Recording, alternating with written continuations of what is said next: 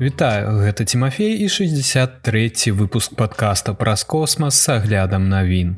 У гэтым выпуску пра іней на вяршыні самага вялікага вулкана ў сонечнай сістэме, пра NASA, якое не губляе надзеі і разглядае іншыя спосабы дастаўкі ўзораў з Марса, пра планы на 5-й палёт Starship і пра адмену выхада астранаўтаў у адкрыты космас на МКС.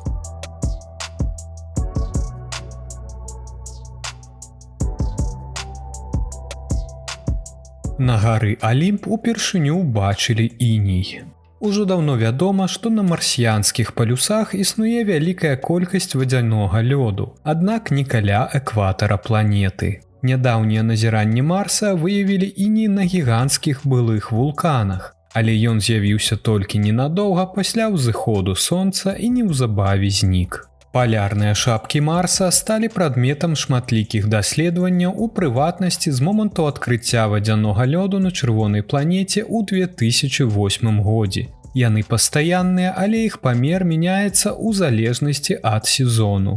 Узімку і ў поўнай цемры паверхня астужаецца, дазваляючы газу ў атмасферы адкладацца на паверхні ў выглядзе вялікіх кавалкаў лёду з вуглякіслага газу. Затым полюсы зноў падвяргаюцца ўздзеянню сонечнага святла, і замарожаны вуглякіслы газ зноў ператвараецца ў газ і выпараецца. Акрамя вуглякіслага газу, полюсы ў асноўным складаюцца з замёрзлага вадзянога лёду. Адклады вуглекіслага газу адносна тонкія ў параўнанні з вадзяным лёдам. Іх таўшчыня над паўночным полюсам складае ўсяго каля 1 метра. Паўднёвы полюс мае больш пастаянную шапку вуглекіслага газу таўшчынёй каля 8 метраў. Але зусім недаўна група планетолагаў выявіла вадзяны іней на вяршыні вулкана на гаре Алімп на Марсе. Гэты вулкан з'яўляецца адным з самых высокіх на планеце і адным з самых высокіх у сонечнай сістэме. Іней быў знойдзены з дапамогай здымкаў з арбітальнага апарата Еўрапейскага касмічнага агенцтва. Адкрыццё было пацверджана з дапамогай незалежных назіранняў з стэрэакамеры на арбітальным апараце Марс-Экспрэс. Упершыню водны іней быў знойдзены ў раёне экватара планеты, што патрабуе пераасэнсавання дынамікі клімату планеты.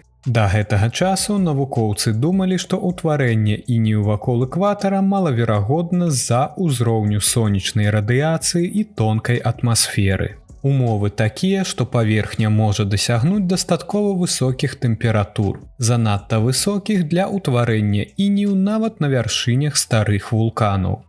Даследаванне падобна паказвае, што іней прысутнічае толькі мімалётна на працягу некалькіх гадзін пасля ўзыходу сонца, перш чым высокія тэмпературы прымусяць яго выпарацца пад дзеяннем сонечнай радыяцыі. Важна адзначыць, што нягледзячы на тое, што іней пазней становіцца вельмі тонкім, прыкладна як шырыня чалавечага воласа, лічыцца, што паміж паверхняй і атмасферай Марса штодзённа цыркулюе каля 150 000 тонн вады. Гэтае адкрыццё азначае, што навукоўцам неабходна змадэляваць фармаванне інею, каб атрымаць рэальнае ўяўленне пра тое, дзе на Марсе можа існаваць вада, як яна рухаецца і як яна ўзаемадзейнічае з атмасферай.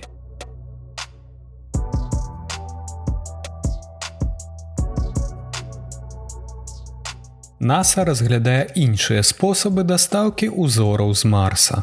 Калі вы слухалі папярэднія выпускі падкаста, то вы ўжо ведаеце, што ў 2021 годзе марсаход NASA Perseverance або настойлівасць прызямліўся ў кратары Джезераў на Марсе. На працягу наступных 3 гадоў гэтая астрабіялагічная місія збірала ўзоры глебы і горных парод са дна кратара для наступнага вяртання на Зямлю. Чакаецца, што аналіз гэтых узораў раскажа шмат пра мінулае Марса і пра тое, як ён пераўтварыўся з больш цёплага і вільготнага месца ў халоднае і засушлівае, якое мы ведаем сёння. На жаль, скарачэнне бюджэту паставіла пад сумненне будучыню прапанаванай місіі NASA ECA па вяртанні ўзору з Марса пад назвай Mars Sample Return. У выніку NASA нядаўна аб'явіла, што шукае прапановы па больш эканамічных і хуткіх метадах дастаўкі ўзораў дадому. Акрамя таго, NASA выбрала 7 камерцыйных партнёраў для заключэння кантрактаў з цвёрдай фіксаванай цаной на суму да $1,5 мільёна для правядзення ўласных 90-дзённых даследаванняў. А пасля завяршэння NASA разгледзіць прапановы, якія можна было інтэграваць у архітэктуру місіі па вяртанні ўзораў з Марса. Місія Mars Sample Return уяўляе сабой кульмінацыю дзесяцігоддзяў намаганняў па вывучэнню ранняй гісторыі Марса. Першапачаткова NASA спадзявалася, што першая місія з экіпажам, якая была запланавана на 2033 год, збярэ ўзоры і даставіць іх назад на зямлю. Аднак затрымкі і праблемы з бюджэтам прывялі да таго, што місія з экіпажам не дасягне Марса да 2040-х гадоў. І гэта самае ранняе. У выніку NASA і Еўрапейскае касмічнае агенцтва прынялі сумесную архітэктуру місіі, якая складаецца з некалькіх рабатызаваных элементаў без экіпажа,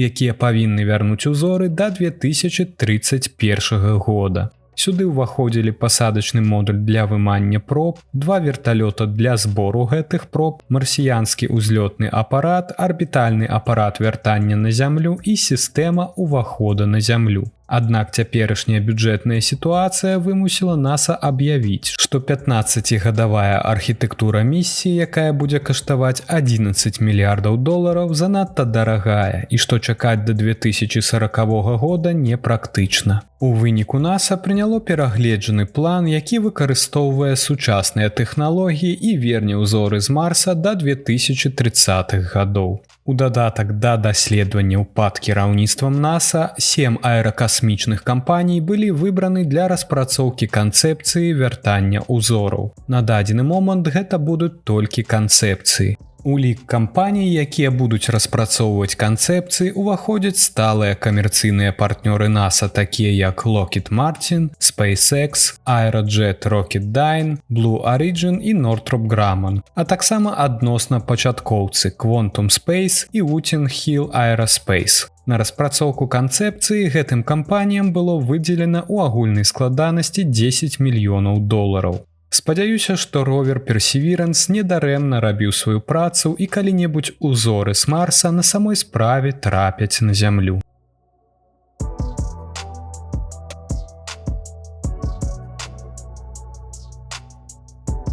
Пяты запуск Starship, і ў гэты раз SpaceX плануе злавіць Super Heavy. SpaceX плануе 5-й раз запусціць мегаракету Starship у канцы ліпеня. Як паведамляюць у кампаніі, наступны запуск можа стаць самым хвалюючым выпрабавальным палётам 120-метровай ракеты. На гэты раз SpaceX паспрабуе ўпершыню злавіць першую прыступку звышцяжкой ракеты-носьбіта, што дазволіць выкарыстоўваць яе для наступных палётаў і, зразумела, эканомічы на запусках. Маск пацвердзіў ліпеньскую дату ў адказ на пост на платформе X, які змяшчаў анімацыю магчымага манёвра з перахопам. «Хачу паспрабаваць гэта ў канцы ліпеня», напісаў ён. Анімацыя дэманструе, як пара рабатызаваных рук пад назвай Мехазіла на стартавай вежы заціскаюць ракету-носьбіт, калі яна будзе вяртацца на зямлю пасля вываду на арбіту верхняй прыступкі касмічнага карабля Starship.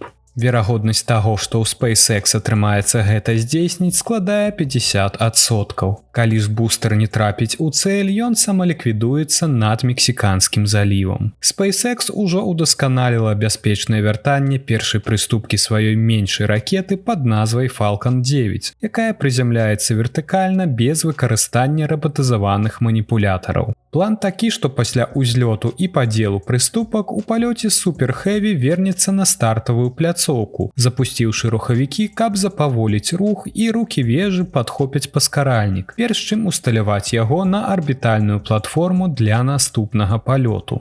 Нагадаю, Starship гэта самая магутная ракета ў свеце, якая здзейсніла 4 палёту з моманту свайго першага запуску ў красавіку 2023 года. А апошні палёт у пачатку гэтага месяца быў самым паспяховым, і Super Heavy і Starship паспяхова прызямліліся перш чым спусціцца на ваду. Пасля поўнага тэсціравання і атрымання ліцэнзіі ракета будзе выкарыстоўвацца для палётаў экіпажа і грузаў на месяц і нават можа даставіць першых людзей на Марс. SpaceX спадзяецца адправіць Starship у першую месяцовую місію да канца гэтага дзесяцігоддзя, хоць да палётаў на Марс з экіпажам яшчэ далёка. Але 2 тыдні таму Маск выказаў надзею, што першы Starship дасягне Марса ўжо праз 3 гады. Паводле яго ацэнкі, палёт да чырвонай планеты зойме ад 2 да 4 месяцаў. Каб заснаваць там горад, неабходна будзе адправіць каля 10 мільёнаў тонн грузу і 1 мільён людзей.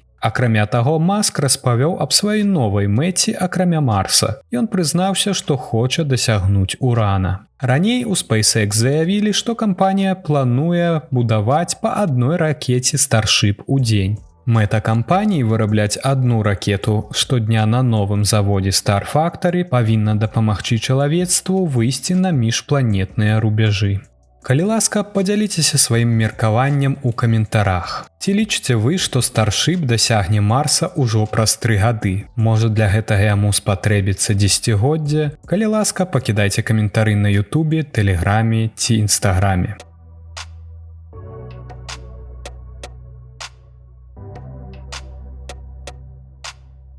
НАСА адмяніла выхад астранаўтаў у адкрыты космас з МКС з-за дыскамфорта скафандра. Ці прапускалі вы працу з-за таго, што ваша вопратка аказалася нязручнай?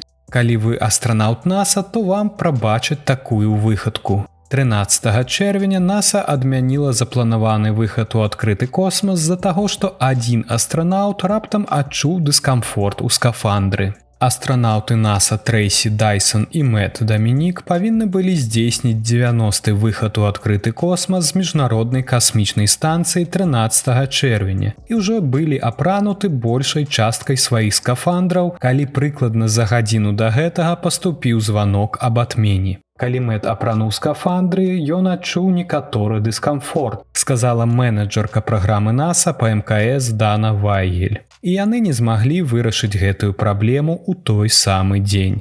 Яна патлумачыла, што патэнцыйная неабходнасць адмены выхаду ў адкрыты космас пасля таго, як ён ужо пачаўся, можа прывесці да таго, што праца за межамі станцыі застанецца незавершанай і створыць непатрэбную рызыку для бяспекі астранаўтаў. Цяпер Трейсі Дайсон павінна падрыхтавацца да такога ж выхаду ў адкрыты космас, але ўжо 24 чэрвеня. І на гэты раз з астранаўтам НАСА Майклам Баратам. Гэты выхад у адкрыты космас быў першым з 3 выхадаў запланаваных на гэтае лета. Але затрымка на мінулым тыдні азначае, што членам экіпажа 71-й экспедыцыі МКС цяпер давядзецца завяршыць працу толькі ў 2 выхадах у адкрыты космас. Падаецца, што сітуацыя не была крытычнай. У сваім паведамленні НАСА азначае, што ўсе члены экіпажа здаровыя, а скафандры працуюць належным чынам. Гэта не першы выпадак адмены выхадаў у адкрыты космас з-за праблем са скафандрамі. У 2019 годзе першы выхад цалкам жаночай каманды НАСА быў адкладзены з-за таго, што скафандр не падышоў па памерах.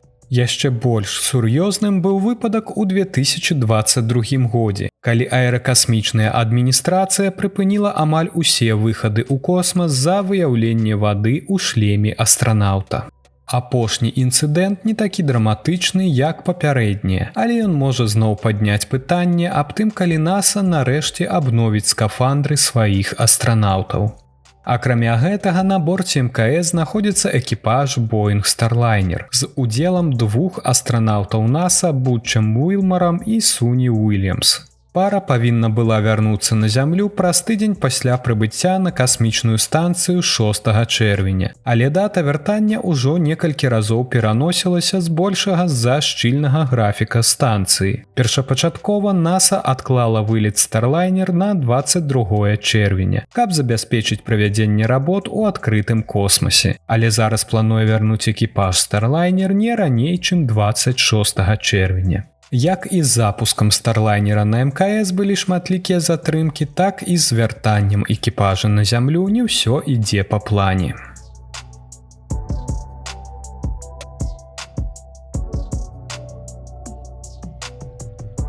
І гэта ўсе навіны, пра якія я хацеў распавесці вам у выпуску. Цяпер пагаворым аб самых цікавых падзеях наступных 2 тыдняў. Узоры са зваротнага боку месяца прыбудуць на зямлю 25 чэрвеня. Кітайская місія Чанэ-6 рыхтуецца пакінуць месяцовую арбіту і адправіцца ў падарожжа да зямлі. Чакаецца, што 25 чэрвеня капсула з узорамі, сабранымі на адваротным баку нашага спадарожніка, зробіць пасадку на тэрыторыі рэгіёны ўнутраная Манголія ў Кітаі. Нагадаю, Чанэ-6 стартавала з зямлі 3 траўня гэтага года. На працягу месяца яна набліжалася да сваёй мэты, а затым кружыла над спадарожнікам зямлі. Нарэшце 3 чэрвеня ад яе аддзяліўся пасадачны модуль, які накіраваўся да басейна Паўднёвы полюс Эйткен. Там ён узяў пробы грунта, правёў шэраг даследаванняў і ўжо 5 чэрвеня вярнуўся на арбіту, дзе і састыкаваўся з асноўным модулем. Місію Чанэ-6 у першую чаргу разглядаюць як поспех паднябеснай. Прычым гавораць пра гэта як самі кітайцы, так і тыя, хто іх не вельмі любіць. Бо ўзоры з месяца наглядна дэманструюць, наколькі насамрэч краіна блізкая да высадкі туды чалавека. Хоць да гэтага яшчэ павінны быць місіі без экіпажа Чанэ-7 і Чанэ-9. Між тым, узораў чакаюць вучоныя з многіх краінаў свету. Доказам гэтага стане падтрымка з боку еўрапейскай станцыі касмічнага сачэння Мас-Паламас, якая размешчана на Канарскіх выспах і будзе адсочваць апарат да самай пасадкі 25 чэрвеня. Навукоўцы з іншых краін таксама ўжо маюць дамову з Кітаем па даследаванні сабраных узораў. Яны разлічваюць даведацца, чаму два паўшар'і месяца так адрозніваюцца адзін ад аднаго і як гэта звязана з гіганцкімі сутыкненнямі, якія ён перажыў на світанні сваёй гісторыі. Новы магутны метэаралагічны спутнік NOAA будзе запушчаны 26 чэрвеня на борце ракеты SpaceX Falcon Heavy. NOAA – гэта нацыянальнае ўпраўленне акіянічных і атмасферных даследаванняў, якое адпраўляе спадарожнік GOES-U, абсталяваны найноўшым каранографам, які дазволіць значна палепшыць маніторынг сонечнай актыўнасці і прагназаванне касмічнага надвор'я. Гэты інструмент упершыню будзе выкарыстоўвацца для аператыўнага назірання за выкідамі каранальнай масы, даючы больш дэталёвыя дадзеныя з меншымі затрымкамі, што дапаможа папярэджваць аб магчымых геамагнітных бурах і абараняць касмічныя апараты і астранаўтаў. Запуск GOES-U на ракеце SpaceX Falcon Heavy забяспечыць новыя магчымасці для прадказання касмічнага надвор'я, дзякуючы яго здольнасці перадаваць здымкі выкідаў каранальных мас усяго за 30 хвілін. Гэта значна паскорыць аналіз і падрыхтоўку прагнозаў у параўнанні з цяперашнімі 8 гадзінамі, патрабаванымі для атрымання дадзеных са састарэлай прыладай ласко на апараце SOHO. Сёлета гэта будзе першы запуск ракеты Falcon Heavy і 10-й запуск для ракеты ў цэлым. Falcon Heavy – гэта другая па магутнасці дзеючая ракета, якая саступае толькі сістэме касмічнага запуску NASA SLS. SpaceX не можа запускаць яе часта. Але калі яны гэта робяць, кожны жадае гэта ўбачыць. Таму далучайцеся да сацыяльных сетак падкаста, каб дакладна не прапусціць нічога цікавага. Запуск запланаваны на 26 чэрвеня на 12:16 ночы. Две ракеты-носьбіты, якія выкарыстоўваюцца ракетай Falcon Heavy, плануецца вярнуць у зоны пасадкі LZ-1 і LZ-2 на станцыі касмічных сіл на мысе Канаверал. Прайшло больш за 6 месяцаў з моманта апошняга запуску Falcon Heavy, а да канца года ў маніфесце іх толькі некалькі. Адзін з іх будзе кліпер NASA Еўропа, які будзе запушчаны ў кастрычніку, а ў лістападзе на той жа ракеце Falcon Heavy будзе запушчаны пасадачны модуль Griffin ад Astrobotic, які накіруецца да месяца. З цікавага на небе можна назіраць, як 27 чэрвеня месяц і Сатурн сустрэнуцца ў сузор'і Вадалея. Планета ўзыдзе апоўначы і будзе бачная неўзброеным вокам. 7 ліпеня месяц і Меркурый сустрэнуцца ў сузор'і Рака. Планета падымецца над гарызонтам пасля заходу і будзе бачная таксама неўзброеным вокам. І на гэтым усё. Дзякуй, што даслухалі да канца. Словы падзякі маім патронам, якія атрымліваюць выпускі падкаста раней за астатніх. І ўсяго за кубак гарбаты ў месяц вы таксама можаце далучыцца і падтрымаць мяне. Дзякуй, пачуемся ў ліпені.